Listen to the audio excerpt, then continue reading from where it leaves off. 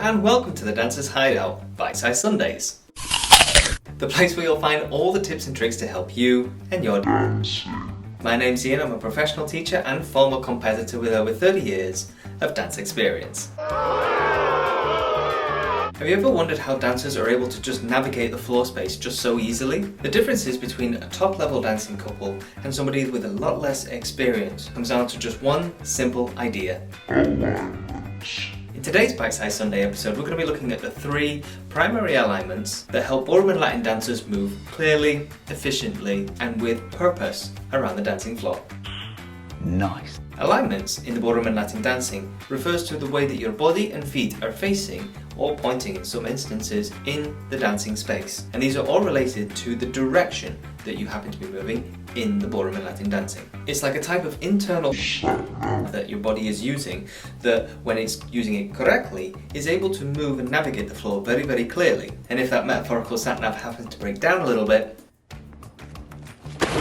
you'll find that your steps feel a little bit awkward and a little bit harder to manage in terms of dancing with your partner. By looking at the infographic here, you can see highlighted the direction of travel indicated by the arrows that are moving around in an anti-clockwise direction. Here we can have what we term an alignment compass. An alignment compass simply being something that we can use to help identify where we are when we're trying to navigate the dancing space. This dancing compass helps us to understand whether we are moving down the room, to the wall, maybe towards the center of the floor. Alignments can be quite an in-depth type of subject, so to keep things nice and clear for what we want to try and do, and for something that you can directly take away into your own dancing and practicing, we're going to focus on the 3 primary alignments that are centered around progressing around the floor. Our first alignment has us pointing towards diag center, and this diagonal center helps us progress towards the center of the floor and typically is associated with figures that are of a reverse nature, i.e. they turn to the left. Next alignment is known as line of dance. Line of dance is the most common direction that we use in ballroom dancing because it is a very clear indicator. We follow the line of dance when we move down the floor. It's a very common way of expressing a clear movement down the floor. And our third alignment is diagonal to wall. Diagonal to wall working slightly opposite in terms of the idea that diag to center uses. If we're pointing or facing towards diag wall, typically we're going to use a natural type figure, something that might turn to the right instead of turning to the left. In the feather step example here, you can see me using the diag to center alignment. Typically I'll habitually dance a lot of these movements as a leader, but obviously you can reverse these movements to dance them as a lady. The feather step example is aligned to typically diag center because you want to progress towards the center of the floor using this type of movement. Given the details that surround it, it's classed as a natural figure, but it moves linearly in the straight line direction to help set you up for something that might turn to the left.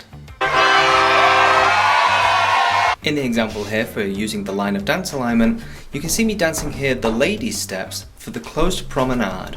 Here the lady's head position is balanced over the elbow so that she can see down the floor, and we can then progress with the leader as we continue to move ourselves down the floor. And here for the use of the diag wall alignment, you can see me using the natural turn that we commonly find in the waltz.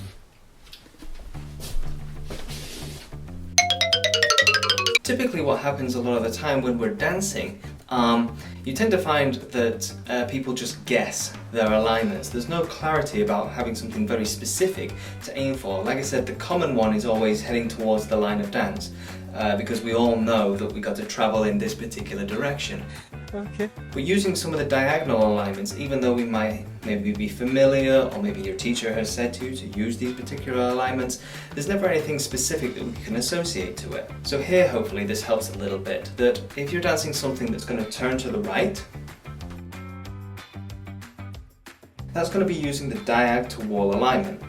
if you're going to dance something reverse or something progressive, then we're going to use the diag to center alignment, because it'll either turn to the left or it'll continue to progress linearly.